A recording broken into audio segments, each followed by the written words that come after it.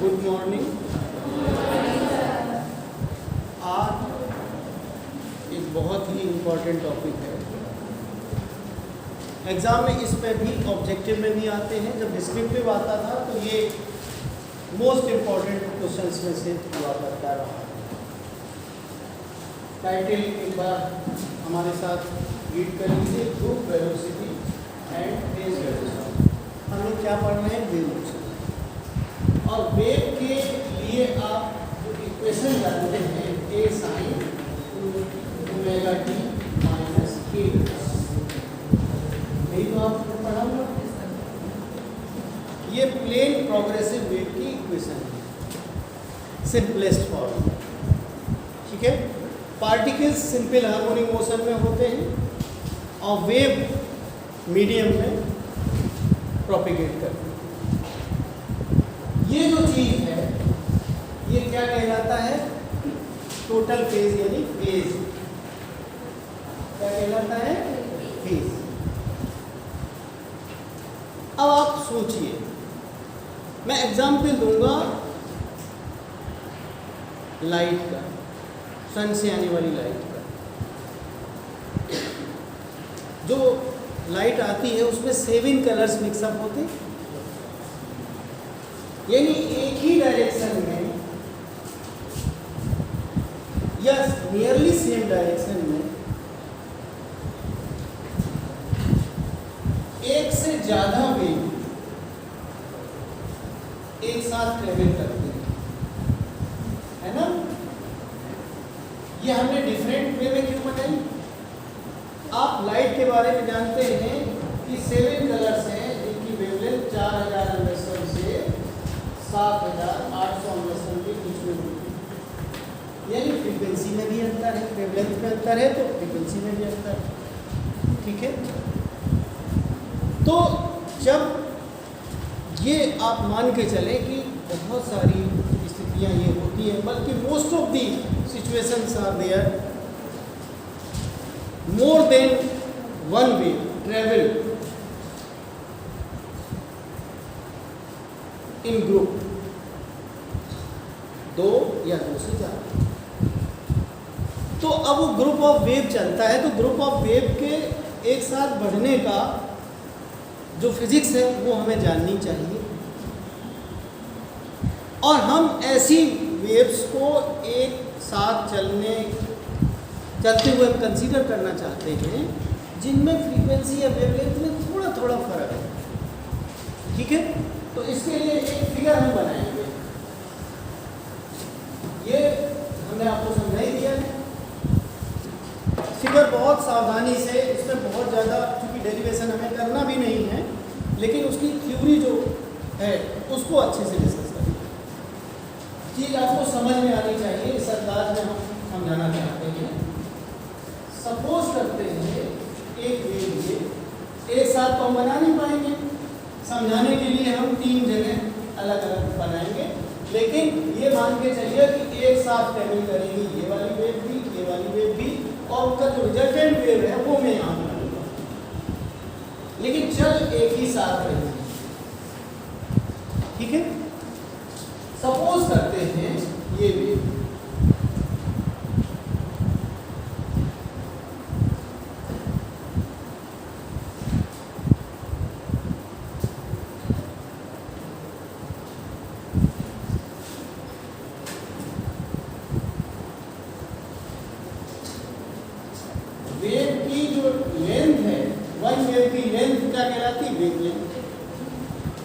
क्या कहलाती है?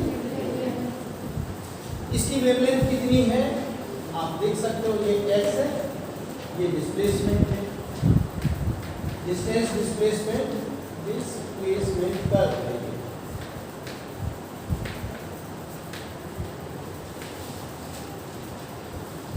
अभी हमने आपको थोड़ा सा हिंट दिया था, लेकिन एक्चुअल सिचुएशन समझ लीजिए कि जब 2 या 2 से ज़्यादा वेव, देखिए 2 ही वेव का फिगर बनाना बड़ा ध्यान से समझना पड़ेगा, तो ज़्यादा हम बनाएंगे तो और समझना मुश्किल होगा। तो हम 2 से एग्जाम्पल लेके समझ सकते हैं। तो अब जो है वेवलेंथ में माइनर डिफरेंस है, फ्रीक्वेंसी में स्लाइड डिफरेंस है, तो हम डिफरेंट वाली ले रहे हैं। सपोज करते हैं एक हमने दूसरी ले ली,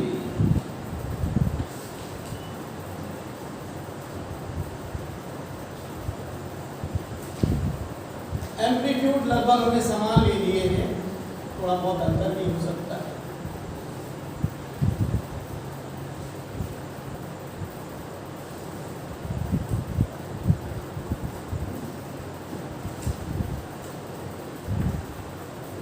ये और उसको एग्जाम्पल देने के लिए हम एक तरीका और बताएंगे।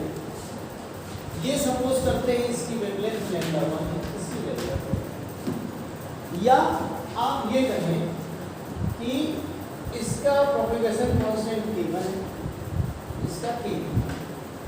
ये आपको वेवलेंथ कम वाली दिख रही है कि ऊपर वाली दिख रही है?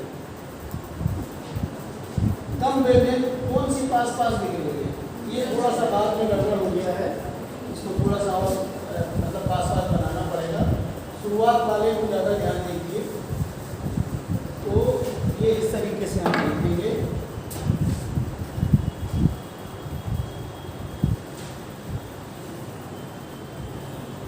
इसकी वेवलेंथ आपको कम दिख रही है, नीचे वाले की हमने थोड़ी सी कम बनाई है, और प्रोपेगेशन कांस्टेंट उसका इनवर्सली प्रोपोर्शनल होता है। जिसकी वेवलेंथ कम है उसका प्रोपेगेशन कांस्टेंट थोड़ा सा बड़ा, ठीक है। इसका हमने k1 कहा, इसका k2। अब आप देखिए कि शुरुआत में ऐसा लग रहा था एक जैसी चल रही है, और प्रिंसिपल ऑफ सुपरपोजिशन जब एक साथ चलेंगे, आप ये समझिए कि ये भी इसी के साथ चल रही है, ठीक है। तो ये सेम फेज में है, और यहाँ पे आप देख लीजिए कि थोड़ा थोड़ा डिफरेंस होता रहा कि यहाँ अपोजिट फेज में हो गई। जैसे अब सपोज करते हैं कि आप दो लोग वॉक पे चल रहे हैं, और दोनों की जो स्टेप्स हैं थोड़ा सा अंतर है। शुरुआत में हमने लेफ्ट हैंड उठाया, आपने भी लेफ्ट हैंड उठाया, आगे चलते हुए एक प्रॉपर वे में चल रहे हो, तो आगे चल के क्या होगा कि थोड़ी दूर चलने के बाद आपको ये लगेगा कि जब हम लेफ्ट उठा रहे हैं तो दूसरे वाले का राइट उठ रहा है, यानी अपोजिट फेज में आ गए। शुरुआत चलने में हम लोग सेम फेज में थे, और बाद में हम अपोजिट फेज में, ऐसी स्थिति हुई। फिर सेम फेज में आएंगे, डिफरेंस थोड़ा थोड़ा सा कंपनसेट होता रहेगा। फिर अपोजिट फेज में आएंगे, फिर सेम फेज में आएंगे। तो सिचुएशन क्या होगी कि यहाँ पे मैक्सिमम एम्पलीट्यूड होगा y1 + y2 होगी। भाई दोनों के लगभग हमने एम्पलीट्यूड समान बताए, न भी समान बताए होते, समान बताने में ज़्यादा समझाना आसान है। और यहाँ पे आके क्या हुआ कि अपोजिट फेज में, तो जब हम वेक्टर सम करेंगे तो ये 0 हो जाएगा। अगर सम ऐसे एम्पलीट्यूड, तो वेक्टर सम यहाँ पे 0 होगा, और यहाँ मैक्सिमम रहेगा। ये स्थिति बनेगी, है ना। फिर इसी तरीके से आगे जाएगा, ये जाएगा। इन दोनों वेव्स के सुपरपोजिशन से ये सिचुएशन बनेगी। ज़्यादा से फिर घटता जाएगा, घटता जाएगा, घटते घटते 0 होगा, फिर बढ़ना शुरू होगा, बढ़ते बढ़ते फिर ये मैक्सिमम होगा, फिर मैक्सिमम से मिनिमम होते होते फिर अपोजिट फेज में 0 हो जाएगा। ये सिचुएशन आएगी, और इसी तरीके से और आगे, ठीक है। तो ये जब वेव्स दोनों एक साथ मीडियम में ट्रेवल कर रही हैं, due to superposition you will get maximum minimum for the combined wave. और चूंकि दो तो हमने एग्जाम्पल लेने के लिए किया, 2 या 2 से ज़्यादा वेव्स एक साथ ट्रेवल कर सकते हैं, तो वो एक वेव पैकेट बन जाएगा। ये एक पैकेट बन जाएगा, इसी तरीके से पैकेट्स के रूप में चलेगी। और इस तरीके की चीज़ आपने मॉड्यूलेशन के नाम से शायद पढ़ी होगी इलेक्ट्रॉनिक्स में, पढ़िए, मॉड्यूलेट हो गई।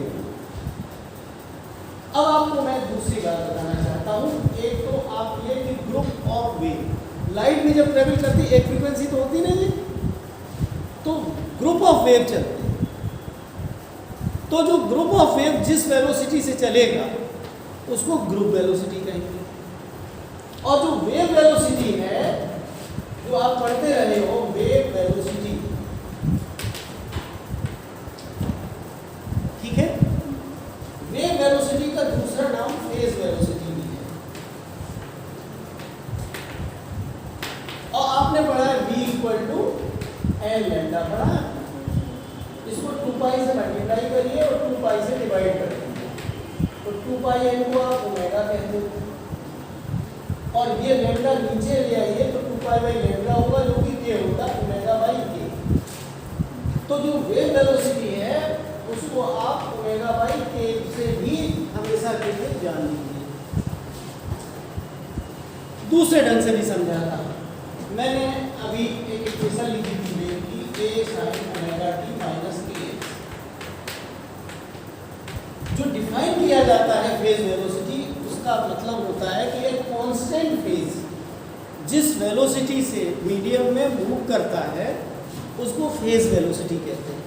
उसको निकालने का क्या तरीका है, ये ओमेगा टी माइनस के जो हमने फेज लिया है, इसको आप डिफरेंशिएट कर दीजिए, ये फेज कांस्टेंट, कांस्टेंट फेज हमने ये लिया कि अगर हम कांस्टेंट फेज ले लें, now you differentiate this equation with respect to T, तो क्या हो जाएगा, ओमेगा टी का 1 हो गया minus K dx by dt equal to constant का 0 हो गया, और इसी से dx बाई dt जो होगी इक्वल टू ओमेगा बाई के निकलेगा। तो dx बाई dt इस फेज की वेलोसिटी हो गई, यानी vp से रिप्लेस कर देते हैं फेज को p से, vp equal to omega by K, माने angular frequency divided by propagation constant. कोई प्रॉब्लम समझने में?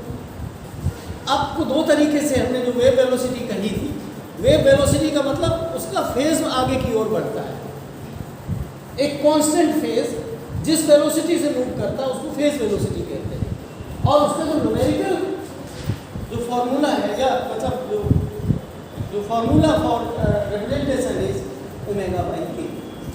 आप ओमेगा और के दोनों से परिचित हो चुके हैं। के प्रोपेगेशन कांस्टेंट है, ये सिर्फ एक वेव के लिए कह रहे हैं, हम ग्रुप ऑफ वेव की बात ही नहीं कर रहे हैं, ठीक है ना। जब दो वेव मिलेंगे तब वो कंबाइंड इफेक्ट होगा, उसको हम ग्रुप ऑफ वेव कह सकते हैं, ठीक है। तो अब जो जो जो जो ग्रुप वेलोसिटी है उसको रिप्रेजेंट हम करेंगे v, किससे करेंगे? अब इन दोनों में जब बहुत कम अंतर होता है ओमेगा में और के में, ऐसी वेव्स जब एक साथ मीडियम में ट्रेवल करती हैं तो ग्रुप ऑफ वेव के रूप में ट्रेवल करती हैं, या वेव पैकेट के फॉर्म में ट्रेवल करती हैं। तो इसकी जो vg है, इसकी value omega 1 minus omega 2 upon k1 minus k2,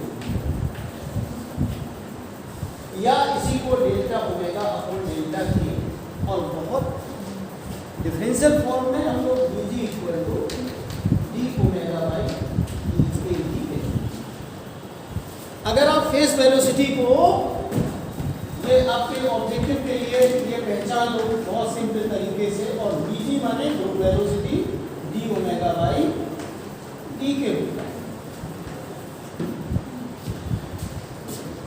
ये ध्यान रखिए। जब ग्रुप ऑफ वेव चलती है, ये मान के चलिए एक और ऑब्जेक्टिव पॉइंट ऑफ व्यू से, जिसको हम अभी समझाएंगे, इसको बिठा दूं फिगर को, समझ लिया आपने? मैं आपको ये चीज समझाना चाहता हूं कि group velocity is less than, sorry greater than और इक्वल टू, कभी ग्रुप वेलोसिटी फेज वेलोसिटी से ज़्यादा नहीं होती। ये ऑब्जेक्टिव पॉइंट ऑफ व्यू से, माने बेसिक्स के ध्यान पॉइंट ऑफ व्यू से हमेशा के लिए माइंड में रखिए। बराबर कब होगी? Vg इक्वल टू Vp कब होगी? For non dispersing medium, for non dispersion घटना जानते हो क्या होगा?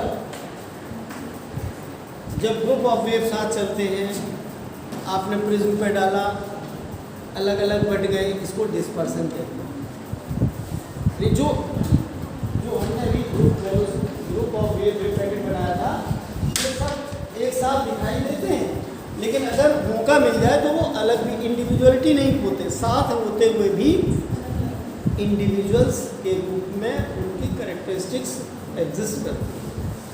तभी तो होता है कि व्हाइट लाइट है, डाला 7 कलर्स में डिस्ट्रीब्यूट। तो इसी को कहते हैं डिस्पर्सन। क्या कहते हैं? अब अगर ऐसी वेव्स एक साथ चल रही हो जिसमें कोई ना तो फ्रीक्वेंसी में अंतर है, यानी कि वेवलेंथ में अंतर है, या प्रोपेगेशन कांस्टेंट में अंतर है, तो वो नॉन डिस्पर्सिव होगा, डिस्पर्सन उसमें होगा ही नहीं। एम्पलीट्यूड भी समान है, तो चाहे वो ग्रुप ऑफ वेव हो चाहे फेज वेलोसिटी हो, दोनों बराबर नहीं। इनके बीच में जो संबंध है दो तरीके से डिराइव करके आपके सामने इसमें रखे गए हैं, तो दोनों हम आपके सामने रखे दे रहे हैं, और ये रट लीजिएगा। ये तो मैंने बता ही दिया है, एक relation between group velocity and phase velocity, इससे भी आप ये चीज जान लेंगे। ये पॉइंट ध्यान रखिएगा, for non dispersive medium Vg equal to Vp, यही ऑब्जेक्टिव क्वेश्चन बन जाएगा। ठीक है, तो अब देखिए ये जो इक्वेशन है Vg equal to Vp minus delta Vp upon T। Whenever there is difference in wavelengths of the waves moving in the same direction to superimpose, अगर ये डिफरेंस होगा ही नहीं तो ये चीज जीरो हो जाएगी। तो Vg इक्वल टू, ये रिलेशन याद रखना है, ये रिलेशन पे ऑब्जेक्टिव बना होता है। एक सही एक प्लस लगा दिया, कहीं पर कुछ लगा दिया, dVp की जगह कुछ और लिख दिया, तो लैम्डा dVp डेरिवेशन नहीं कर रहे हैं, एक के टर्म्स में भी है relation. Vg equal to Vp plus K dVp upon Vp। ये दोनों रिलेशन आपको रखने पड़ेंगे, एक Vp प्लस के रूप में है और एक Vp माइनस के रूप में। जब हम लैम्डा के टर्म्स में लेते हैं, क्योंकि लैम्डा और के एक दूसरे के इन्वर्सली इन्वर्स होते हैं, K equal to 2 pi by lambda होता है, उसी से ये साइन चेंज होता है। तो जब हम प्रोपेगेशन कांस्टेंट के टर्म्स में ये रिलेशन की बात करते हैं, तो ये दोनों ये रिलेशन आपको रखना है। ठीक है, दूसरी चीज ये है,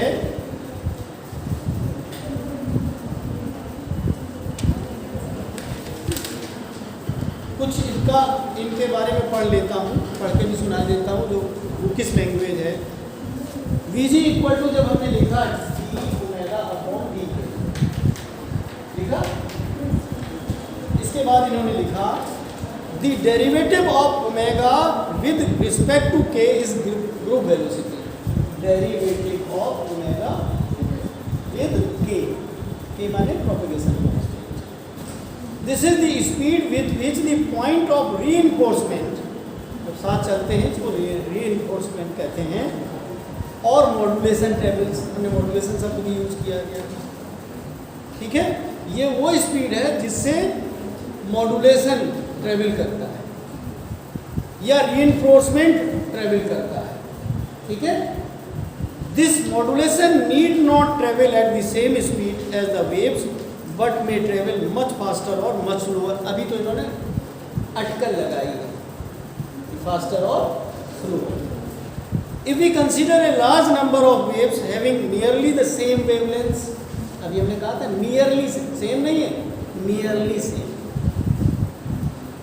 then modulated pattern will be in the form of packets। अब एक फिगर बनाऊं या बुक में बना हुआ देख लेंगे आप, वही बीच वाला बना दिया। The wave packet or group of waves, wave packet कहिए या group of waves, will then travel with the group speed rather than the wave speed. If for a non-dispersive medium, the phase velocity of all the component waves is constant, that is Vp equal to Vg. ये दिखा दिया इन्होंने, Vg equal to D omega by D K equal to Vp. पहले हमने आपको समझा दिया. फिर 10 for a non-dispersive medium, various waves of different frequencies have the same and group velocities. यही आपके ऑब्जेक्टिव क्वेश्चन होते हैं. एक चीज़ इन्होंने और बताई है, एक ये अलग से चीज़ है. हालांकि एक्स रेज तो कैसी होती है, मैकेनिकल वेव्स में है ये जो फंडामेंटल है, ये बेसिक है, ये उनके लिए भी लागू है, इलेक्ट्रोमैग्नेटिक वेव्स या लाइट वेव्स के लिए, या एक्स रेज के लिए, गामा रेज के लिए, रेडियो वेव्स के लिए, अल्ट्रा वायलेट वेव्स के लिए, सब के लिए एप्लीकेबल है. तो इसमें आप इन्होंने कहा कि अगर इंडेक्स ऑफ रिफ्रैक्शन एन, आपने पढ़ा है ना, रिफ्रैक्शन पढ़ा है ना, रिफ्रैक्टिव इंडेक्स पढ़ी है ना, तो उसको इंडेक्स ऑफ रिफ्रैक्शन शब्द से इन्होंने बुक में लिखा हुआ, कंफ्यूज नहीं होना, वही चीज़ है. तो इन्होंने कहा कि अगर है, एक एग्जाम्पल लिया इन्होंने, एग्जाम्पल के तौर पे index of refraction N of carbon block, एक कोई कार्बन ब्लॉक ले लिया, कार्बन का ब्लॉक लिया और इससे एक्स रेज को पास कराया. तो इसके लिए एक रिलेशन रटाया है, N equal to 1 minus A upon omega square. Omega तो आप जानते ही ये कांस्टेंट है. तो इसको इन्होंने जब सॉल्व किया तो Vp की वैल्यू जो निकाली है उसका फॉर्मूला रखना चाहो तो रट दो, हालांकि पूछा नहीं जाएगा, लेकिन लर्न करने में क्या बुराई है. किसी ने बुक पढ़ी है, पेपर सेटर ने, उसने जानबूझ के हट के क्वेश्चन पूछ लिया. तो ये C प्लस ए अपॉन P, ये जो है ये रिलेशन आप कर सकते हैं. दूसरा, ये इन्होंने Vg इसी रिलेशन से जो बाद में निकाला है, Vg के लिए एक रिलेशन और निकाला है, डी ओमेगा बाई डी के होता है, और इसकी वैल्यू C अपॉन 1 प्लस ए अपॉन ओमेगा. ठीक है, C प्लस ए अपॉन डी ओमेगा है, ये C अपॉन 1 प्लस ए अपॉन ओमेगा स्क्वायर. ये आपके सामने ये रिलेशंस आई. नॉन डिस्पर्सिव मीडियम के लिए Vg इक्वल टू Vp होता है. ठीक है, डिस्पर्सिव मीडियम के लिए Vg is less than Vp.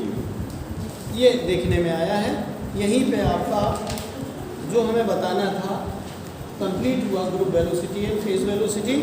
इसके पहले जो आप स्टेशनरी वेव्स पढ़ रहे थे उसका कंपैरेटिव चार्ट पढ़ के सुना देता हूँ. यहाँ पे तो आपका ये फिनिश हो गया, group velocity, phase velocity. Derivation हमने वो डी ओमेगा बाई डी के कैसे निकल के आया, क्या निकला, ये हमने स्किप कर दिया, क्योंकि आपकी क्वांटिटी मतलब मटेरियल की ना बढ़े. आप जितना कम से कम में पूरी बात अगर आ गई है, हमारे सारे क्वेश्चंस कवर हो गए हैं, तो आपको रिवीजन भी कम करना पड़ेगा, तो आपसे गलतियां कम होंगी एग्जाम टाइम पर. आपने प्रोग्रेसिव वेव्स ऑलरेडी पढ़ी हुई हैं, स्टेशनरी वेव्स भी 11th क्लास से पढ़ के आए हैं.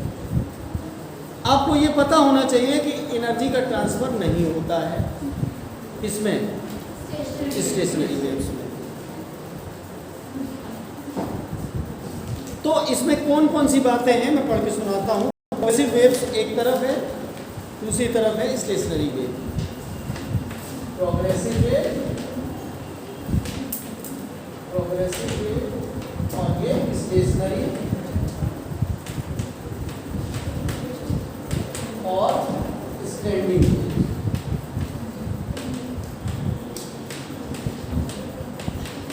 ठीक है, अब इसमें आप देखिए क्या लिख रहे हैं. प्रोग्रेसिव के लिए लिख रहे हैं progressive waves advance in a medium with a certain velocity. साथ ही साथ स्टेशनरी वेव के लिए लिख रहे हैं these waves remains stationary between two boundaries in the medium and do not advance. ठीक है, मीडियम के पार्टिकल्स जैसे एक साथ, ये हम देख रहे हैं ना, यूं है, एक साथ सारे पार्टिकल्स यूं गए, फिर बीच में आए। अब मैं उल्टा तो हाथ कर नहीं पाऊँगा, इस वाले हाथ से समझा देता हूँ, यूँ जाते हैं, फिर लौट के आते हैं, फिर यूँ चले जाते हैं।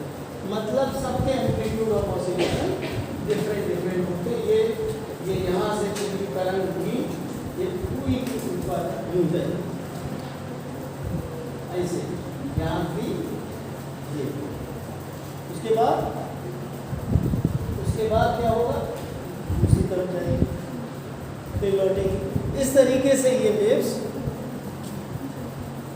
मतलब स्टेशनरी है, वहीं अपना नहीं कुछ काम चोर टाइप के लोग होते हैं, उन्होंने कहा ये काम कर दो जी, कर रहा हूँ, फिर वहीं खड़े ने करा कुछ नहीं जी कर रहा हूँ, उस टाइप की है वेव्स। हिल तो रहे लेकिन आउटपुट कुछ नहीं है कि नहीं।